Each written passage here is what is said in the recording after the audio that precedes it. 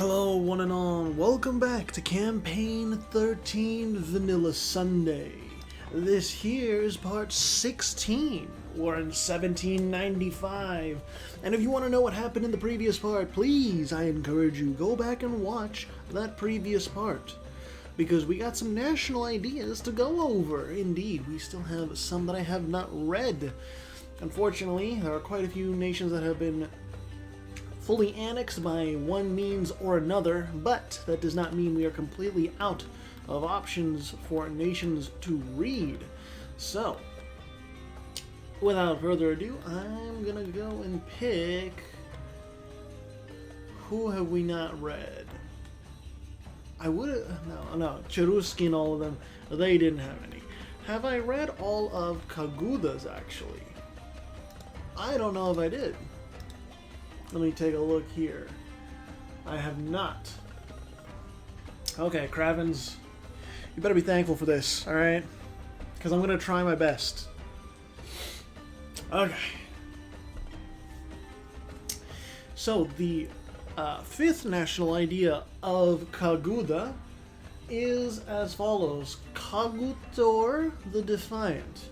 During the collapse of the Takran Empire and the climate of anarchy that befell Okraudia in the 13th century, few were those who thought our land could wrestle itself free from the grips of the Black Bastion, being so close to their heartland and the immediate reach of their armies as we were. Among those few, however, was a young man named Kagutor, son of a moss farmer and a burgher lady, wronged by the Takrans when they orphaned him merely for talking back to a guard. He, with his charisma and his virtue, rallied the weary people of the north and the south under his banner and under his cause, the expulsion of the occupier from the land. The valiant fight he led lasted decades, and in spite of the odds stacked against him, Kagutor pushed on, and in time prevailed. The Defiant lost his life in the final confrontation against the Takrans, shot in the heart by a retreating crossbow while he was in pursuit. In his honor, his elected successor gave the newly freed realm his holy name. A man who brought two disparate worlds into one, who fought for freedom his whole life and died in service of his home. The land he freed could not ask for a worthier name, and the debt we all still owe him is immeasurable. Morale of armies plus 15%, morale damage received minus 15%. The sixth national idea is all under the crown. The rural north hates the urban south, and vice versa. All that stands in the way of the realm and total anarchy are the heirs of Kagutor, the kings of Kaguda.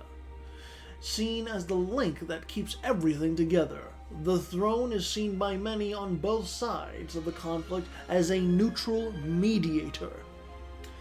It is this exact reliance of the country on the throne that must be institutionally strengthened so as to secure the continued stability of the realm, maximum absolutism plus 25, and allow estate privileges to be revoked regardless of loyalty and influence.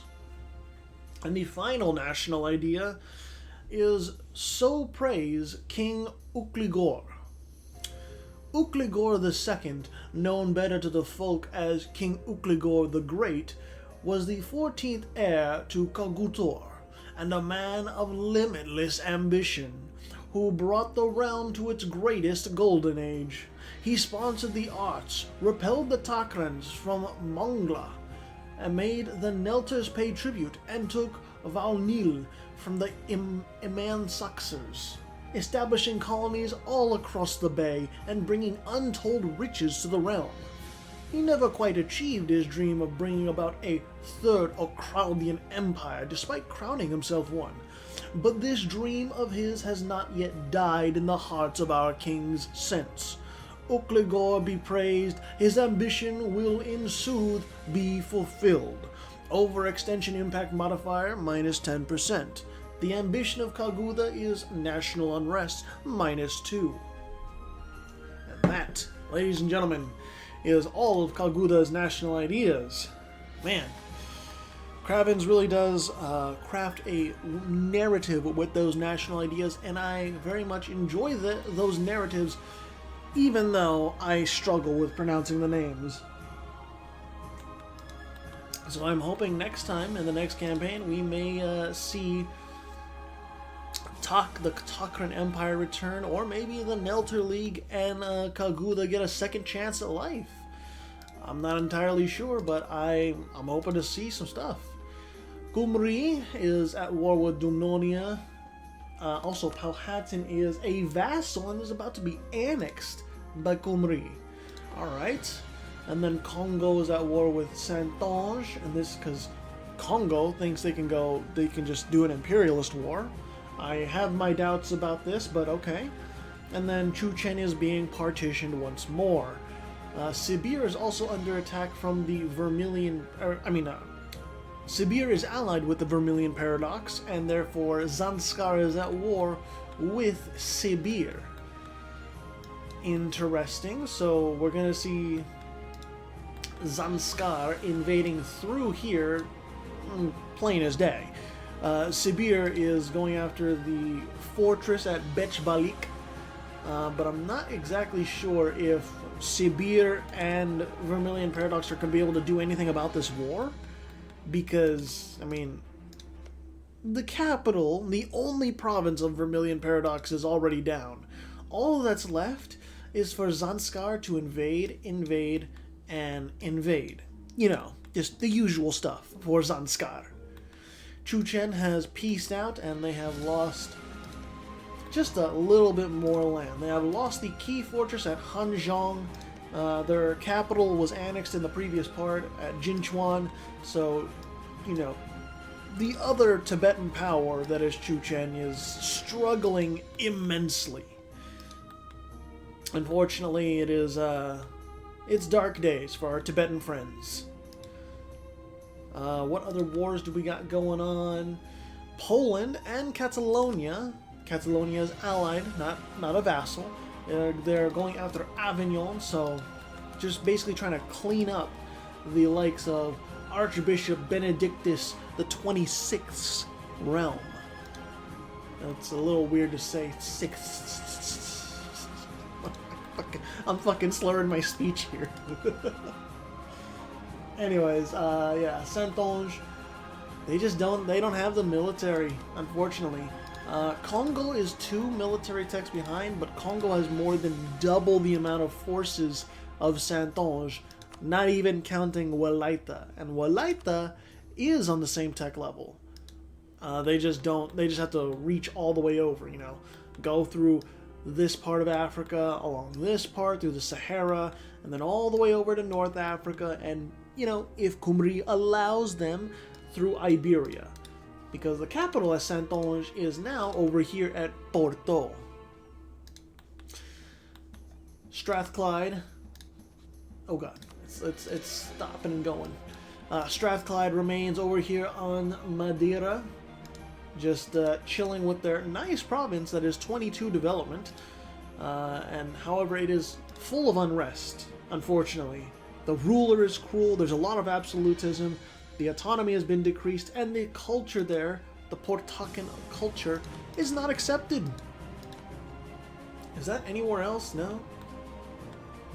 I don't even know how that comes about, but okay, that's a Doge's Shattered Europa culture, by the way. Portacan, like Portuguese and Moroccan together. I don't know. It's weird. But yeah, Poland taking a huge swath away from Avignon, and now Poland just says, you know what? You know what, Russia? It's time. Fight me, Russia. You won't. And, yeah. Poland is really throwing down the gauntlet and saying, yeah, I can take you on, Russia, and I can take on Romania as well. I got enough troops stored up. I got enough forces. I got enough power in me. The West Slavs are the truest Slavs. Jesus Christ. It's funny to me. it is funny to me that, you know, there was a time when there was friendly relations between Russia, Poland, and then Russia and Romania. But unfortunately, those times have passed, and we look at the quality difference. Discipline goes in. Discipline's about the same. Morale favors Poland by a hefty margin. That is a lot. And then tactics are the same. So Poland, I don't think I need to say anything other than the winged hussars have truly fucking arrived, because they are going hard. They're losing a little bit up here, but for how long? I don't think for long at all.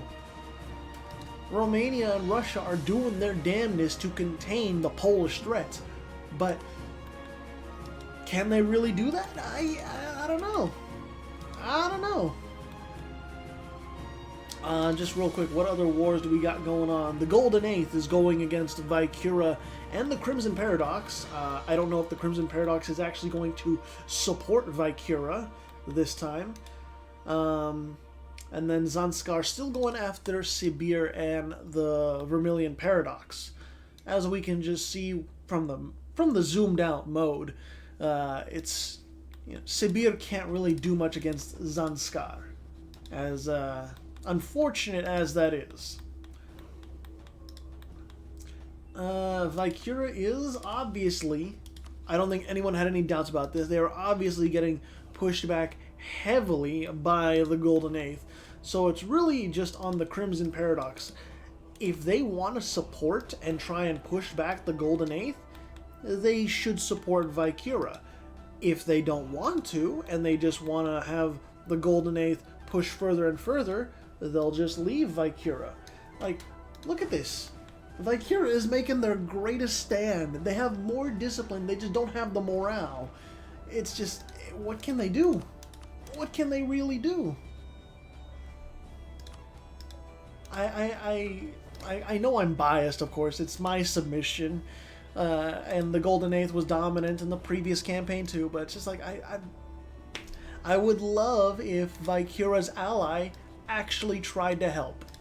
That's all I'm saying. I would love to see that, but nope, I don't think so. Crimson Paradox is very slow to trickle in troops, but hey, they built the Panama Canal. Sure, alright. Okay, they're slowly trickling in forces. But this is an imperialist war, so there is a little bit of time before the Golden Eighth reaches over here at Ad Deorum. There's a little bit of time. And it seems as though Poland, despite their initial success and their initial showings, they may have bitten off a little bit more than they could choose, or than they could chew. Because Russia and Romania, they're making a little bit of progress here and there. Russia really is pulling out all the stops too. They have 400,000 plus troops. Poland only has about 200,000-ish. So is Adriaterra in this too? No, they are not. Adriaterra is not in this, so it is really just Poland against the world. Well, the eastern part of Europe. Yeah, Poland may have gotten over-ambitious because they have been so successful in Western Europe. You know, they're fighting up here in the Baltic, but limited success. It is more so success coupled with a little bit of failure. So, you know, the most I think Poland might be able to do in this war is get a white peace, but even that's a little iffy. They might have to concede some land. You know, they're taking a couple affirmative fights here against Romania, but Romania is ready to clap back, as one would expect. Forced march is going all over the place, and Russia and Romania, they're trying, and they're succeeding. Poland gets pushed back again. Russia is retaking their Scandinavian holdings, and Poland is now out of manpower, and they're rapidly running out of troops. Romania and Russia, they're running out of troops too, but the two combined over here, they can really, like, hold up their end of the bargain more so. They have a lot more to rely on because Romania and Russia are combined in this war. They are not separate. If this was only against Russia, I think Poland could win. If this was only against Romania, I think Poland could win. But as it is, Poland is... they kind of dug themselves into a hole here. And over in the New World, Crimson Paradox, they're barely making a dent. Golden Eighth is getting those fortresses down, and Valkyria is staring down into the grave that they are going into. What a wonderful ally you are, Crimson Paradox. What a wonderful fucking ally. Piece of shit. Oh, and so Powhatan was fully annexed, and then Miami was fully annexed. So Golden Eighth got larger. The subject of Kumri got larger as well, and they are very, very rebellious. 100% liberty desire. So, gonna be very interesting to see if they get independence or not. I'm not gonna try and pronounce that name either. That sounds like a really hard name to pronounce. I don't think I can do it. Poland still being pushed back, and they're still losing troops. They are scraping the barrel, and there's some land over by the lowlands that are being occupied. Romania and Russia, they're slowly making their way, slowly burrowing into the border regions of Poland. And there's not much the Emperor here can do. Unfortunately or fortunately, I don't know if you, the viewer, are favoring Poland or if you're not favoring Poland. All I can really say for certain is that fighting till the end. I can respect that a lot. Fighting until the very end on both sides, exhausting their armies to the very end. Also, Romania doesn't have an heir. A noble from the House of Owen comes to the throne, huh? Maybe we, oh. My, what is this? I didn't even know there was revolutions. I guess, where is Sayula?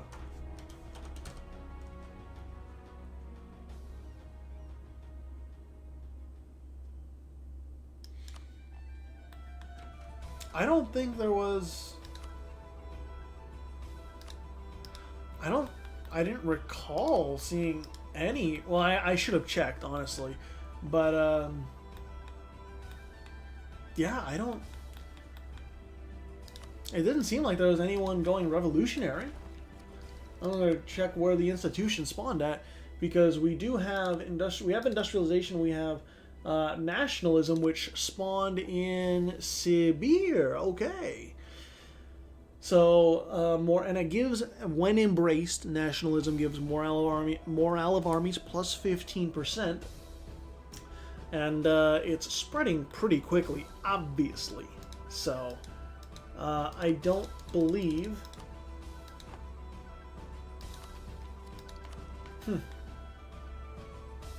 I guess there was a revolution, like, it was spreading, but it just didn't take off. I didn't grab hold of anyone because I didn't see any revolutionary tags. And obviously there is no more... I don't see any centers of revolution. We got that event pop up, obviously, just a little while ago. So I guess no revolutions, question mark? Maybe. Golden Eighth rolling through some more, and Valkyria is just tumbling down the slope because Crimson Paradox has been slow off their fucking asses to get their shit together and help out. The capital is under siege. Help them out. Oh, you piece of shit. Never mind. Crimson Paradox just white pieced and said, I don't really care about him. You just do what you want over there. You know, I don't really care. Jesus Christ, Crimson Paradox. I see how it is. Anyways, Poland, they lost that war, and Russia gained a little bit of land. Romania did not gain any land, but in scope, it was really a small war. in terms of land aimed for, I guess. So Russia gains a little bit in the Baltic, gains Königsberg as well as Danzig. But Poland is still very much powerful. They just need to get their army back together, and they'll be ready to roll. Adriaterra, however, is assisting Czechoslovakia in their war for independence. So this is Adriaterra and Czechoslovakia against Romania, and only Romania.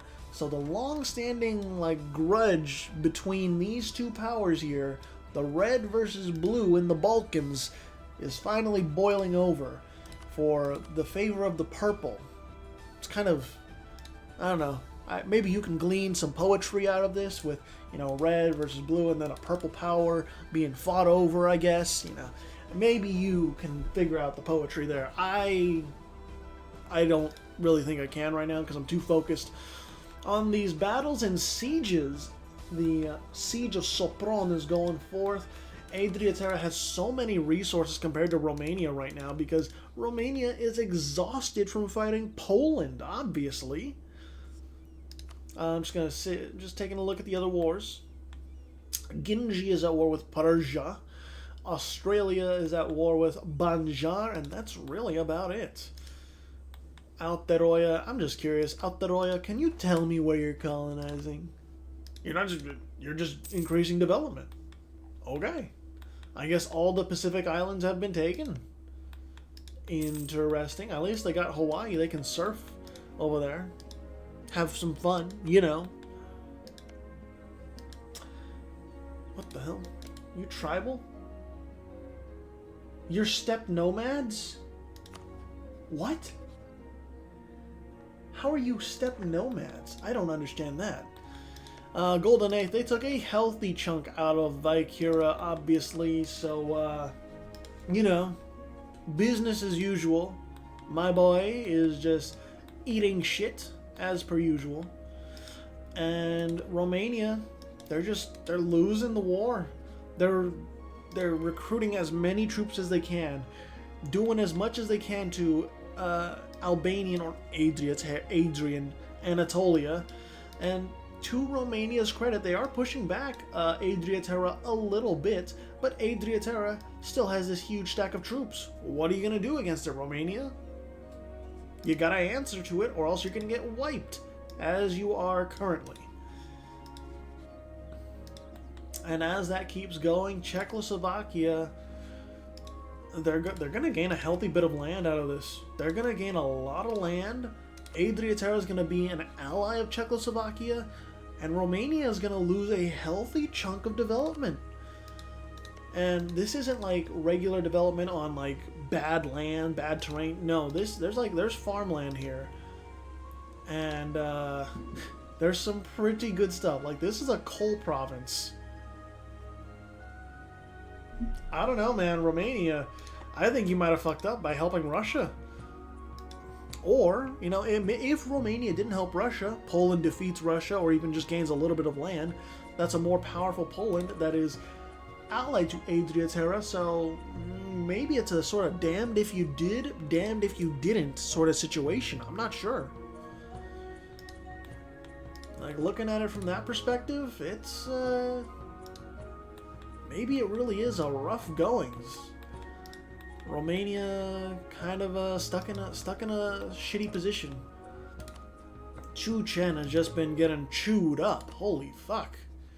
Zanskar also took land from Sibir in China, so Zanskar is kind of almost surrounding Mogulistan over here, and then Goguryeo is just having fun, running wild over in Chu Chen's land.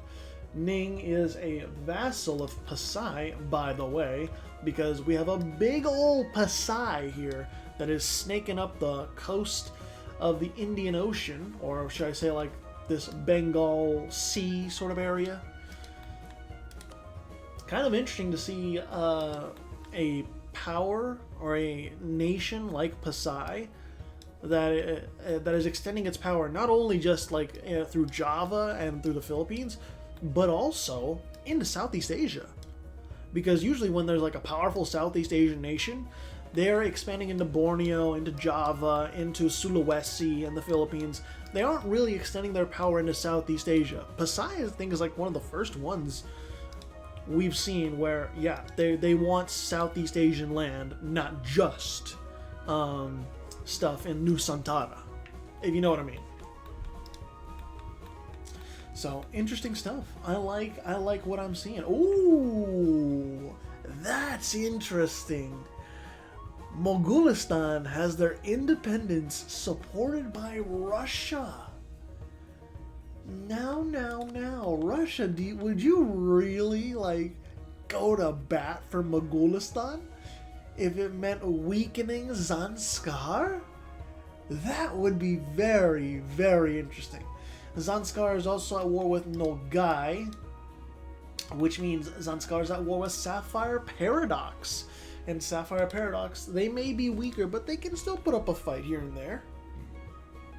You have to remember, Zanskar is a big nation. They have land over here in Persia as well as land in China. That's a lot of land to traverse.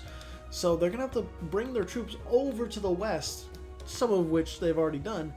And then also navigate, hey, do we want to fight in Arabia? Do we want to fight in Armenia? It's not necessarily the easiest decision to make, but Zanskar does have enough troops to do it. They just need the logistics. I need to take a sip of my drink as soon as I call out these wars. Poland at war with Saintonge again. Kumri at war with Saintonge again. Zanskar, I already called out that one. Ginji, still at war with Persia. Czechoslovakia is still fighting for their right to be independent. Goguryeo still going after Chuchen and Pasai as well as their allies, or subjects. Looking at you, Manila. Going after Banjar. Interesting stuff. So Saintonge is going to be partitioned some more, and Poland is going to be recovering so that they can once again go after Russia probably. It's not easy taking on the Russian bear. It is a ferocious beast, but it can be tamed through enough fire and steel, I suppose. Adriaterra has taken the capital of Romania, right? Oh, no, it's right here. I thought it was this, but no, it's right here. At Bucharesti. And Adriaterra has a couple rebels lining up to take some land, but they got enough forces to curtail them. Czechoslovakia is indeed independent, ladies and gentlemen, under Grand Consul Ladislav Harant, and Adriaterra is obviously, or maybe not so obviously, never mind, I thought they would be allies from the very get-go.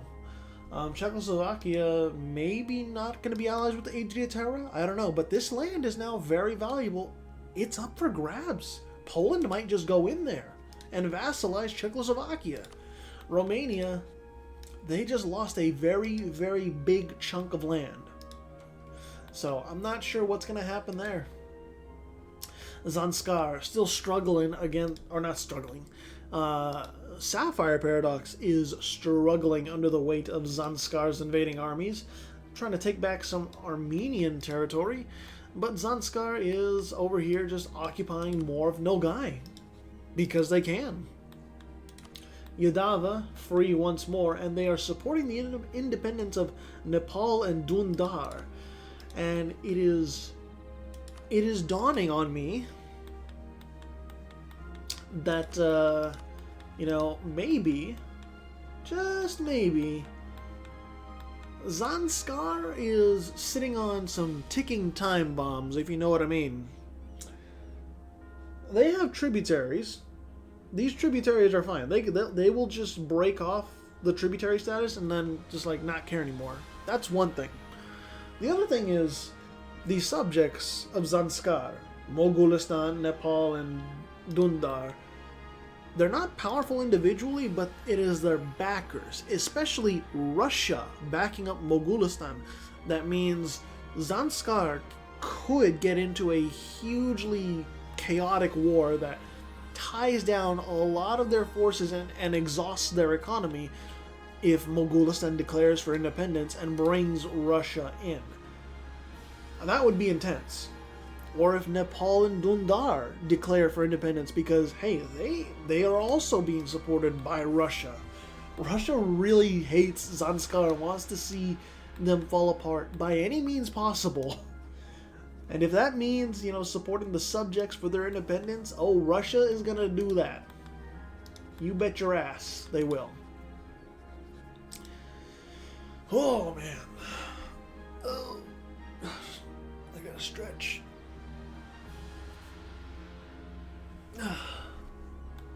And man, Saintonge is crumbling. Crumbling at the edges.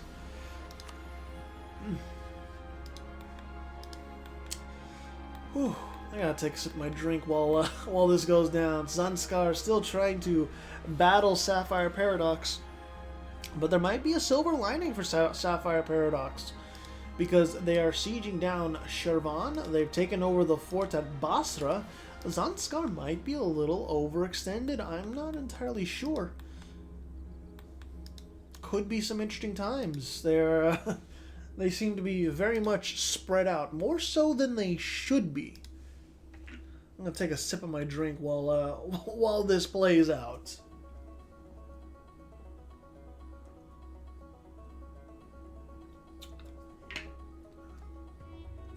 Oh man, I forget what flavor that is, but it's good shit. And any revolution stuff? No? I'm trying to be keen about that because I forgot about it in the 1700s, because I didn't think it would spawn in the 1700s, but I was wrong. But I mean, we do know that nationalism spawned in already, so that's going to be spreading around the world, and morale of armies are going to be going up all across the world. Oh man, Zanskar, you're winning the war.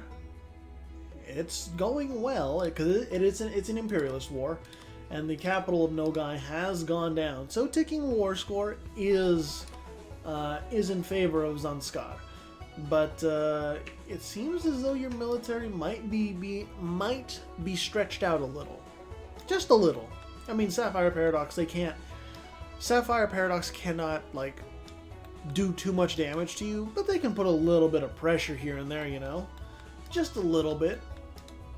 Little poking and prodding. Sibir, Japan, and Sapphire Paradox. Sapphire Paradox, for as big as you were early on, for as much power as you gained early on, like, holy shit. Now, because of where you are and how many places or how many regions you border, it's like you're all over the place. You are stretched so thin. Oh, man. Oh, my goodness, Pasai. Oh, Lord. We have Malaya. We have fucking Malaya, whatever you want to call it. But fucking Pasai has done it, ladies and gentlemen. They've formed it. Holy shit. And with them forming Malaya, whatever you want to call it, they do get some powerful national ideas. Look at that. Naval force limit plus 25%. Morale of navies plus 15%. And they get less national unrest. More tolerance of heathens. More institutions spread in true faith provinces. More accepted cultures. So, you know, they will be able to accept everything and anything that they need to. Land leader fire. Naval leader fire. Development cost goes down. Trade power goes up across the world, and they get lower interest on their loans, as well as trade efficiency. It's an all-around upgrade. So you better bet your ass that Malaya is gonna be kicking ass and taking names. Damn, they got a lot of missions to do too. Holy shit.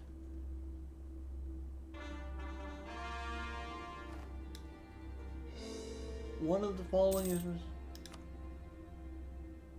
I'm sure they'll get to this. But, yeah. They have... This is gonna be kind of scary for powers in Southeast Asia because, or not even Southeast Asia, just like powers like Chu-Chen. Chu-Chen is going to be food for Malaya, and then Zanskar is going to have to watch out because, you know, the army is going to be slow to grow, but once it does, like, it's going to be kind of hard to invade over here, I would think. Maybe Goguryeo allying with Malaya kind of poses a threat to Zanskar. I don't know. Who knows? What is this? Oh, this is for the Maldives against Genji. And Genji is not allied with anyone. Okay. Oh, Genji was allied with Yadava, but I guess they just... the cost of maintaining the alliance was too high. It was too high. Sapphire Paradox is now, I would say Sapphire Paradox is now collapsing in. They are contracting because of the outside pressures of Adriaterra, as well as Russia, as well as Zanskar. So, the military of Sapphire Paradox, it's collapsing in on itself. And the vultures are circling. The vultures have landed, and they are actively pecking away at the carcass of Sapphire Paradox as it is trying to fight them off. Unfortunately, it's not going to work. That's just the long and short of it. And Vaikira is at war with Kumri because Kumri wants some land. Despite their colony over here wanting independence. What I am surprised about is the Golden Eighth is not supporting the independence of Kumri's colony. I would think that would be an easy, like, yeah, we'll support you. No worries. But I guess not. So yeah, really, at least the tail of things right now is who's gonna get what from Sapphire Paradox. Because Russia, I don't think Russia is gonna get anything. Obviously, Russia is more so in Egypt as well as like Armenia and the Levant, just to put pressure and just to like tour the local sites. Also, Yadava almost got obliterated. Look at that! Holy shit! Yadava almost got fucked, like absolutely just demolished, and now they're almost certainly dead. I might have to go over Yadava's national ideas next part before they get fully annexed. Zanskar is truly a monster this episode. It just begs the... oh, actually, Zanskar is now allied with Romania and Goguryeo. Interesting. To me, it just begs the question, like, is the independence war of like Mogulistan or whatever, if Mogulistan declares for independence and brings Russia in, how heavily is that going to impact Zanskar? Because it would impact them quite a bit, I would think. I could be wrong, but that's just something in me says that like Russia is going to dedicate hard and they are just going to try to really press the advantage. Poland, their military is reformed. They're ready to go. They have taken land from Saintonge. And their allies, I think they're gearing up for another war with Russia. However, Russia is allied, not this time with Romania. No. This time, Russia is allied with Adriaterra. So, if Poland does declare on Russia, they won't have to deal with Romania again. They'll have to deal with, I would say, the larger threat that is Adriaterra. Sure, Adriaterra's national ideas are not... they don't benefit the military nearly as much as they would benefit the navy. So, Poland might have an easier time in that sense, I'm not sure. Romania definitely has some national ideas that buff up their military, so I would say that makes it that made it harder for Poland just in the battles alone. Russia taken a huge swath of Siberia. Look at that. All the way from here to here, here to here. Just, man. So, Siberian frontiers. Oh, no. Russia gets an additional colonist. Yes, they do. Okay, I got you. So, yeah. Sibir effectively has been nullified. Goguryeo is now going after Sibir. And the Koreans, they're looking to the steppe. They're looking to fulfill their ambitions and keep going forth. Obviously, Goguryeo can't really compete with Zanskar. That's out of the question. But, you know, they're gaining power. They're gaining momentum. They are not to be underestimated. Just like Adriaterra is not to be underestimated. They're still going after Sapphire Paradox, and there's not much that Sapphire can do. Legitimately. There just isn't much they can do. The Levant is open for the taking. The capital of Sapphire Paradox is open. Like, Al-Ula can just be taken if you have enough troops. And in fact, Adriaterra, there's some troops on the way. These stacks are coming through the Levant hot and fast, and they're not stopping for anything other than to occupy the land. Kumri did take a huge chunk of Santonge's land in Iberia and North Africa, so, you know, Santonge cannot do anything at this point. I think we'll go to about 1818. We got enough time. Is this an independence war? No, Vaikura still is landing troops over here somehow, or getting troops to Kumri's colony, and Kumri's colony may not be able to fight this off. I mean, I know that it doesn't really mean anything in the end because Vaikura cannot do a single thing against the Golden Eighth at this point, but, you know, kind of interesting that Vaikura still has enough power to take on the colonial nation of Kumri. I just don't know why. Like, what is your major malfunction, Crimson Paradox, huh? What is your major malfunction? Fucking not helping out your ally when they needed you most. Sheesh. Also, that's a lot of Dutch culture. Look at that. That's a huge amount. Some would say that's a plague, but I'm not the one to judge.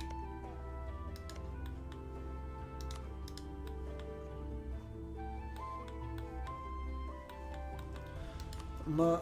I was wondering what was going on there. Like, Walaita's not that small. Walaita did not lose a war. Ning is about to be annexed. Conquest of Canton, so yeah, Ning doesn't have any allies, so I guess this is a slight win for Chu Chen. You know, they're trying to hold on to life as a tributary of Goguryeo, how the tables have turned. But I don't think it's going to last very long. Malaya also took over a nice chunk of the Bengal Delta. That's going to cause some issues with Zanskar. Zanskar's not going to like that at all. So, yeah. I guess we will look forward to ending this part here, part 16. August 1st of this year, and Adriaterra, what did you annex? It was just a couple other parts of Anatolia, you know, just a couple other parts. And, yeah, we will gear up for the next episode where I think it's going to be, if I had to guess, the next part's going to go about 1830, and then that'll be part 17. Part 18 will go to about 1850 something, and then, yeah, I think this campaign ends at part 18, I believe. But we'll see for sure later on. Anyways, without further ado, let's look at that leaderboard. In first place is the Golden Eighth. In second place is Poland. In third place is Kumri. In fourth place is Russia. In fifth place is the Crimson Paradox. In 6th place is Zanskar. In 7th place is Romania. In 8th place is Gogrieo. In 9th place is Vicura. In 10th place is Adriaterra. In 11th place is Malaya.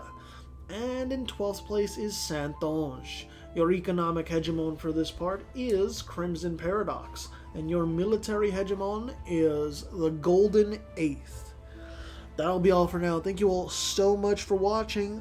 I'll see you in the next part.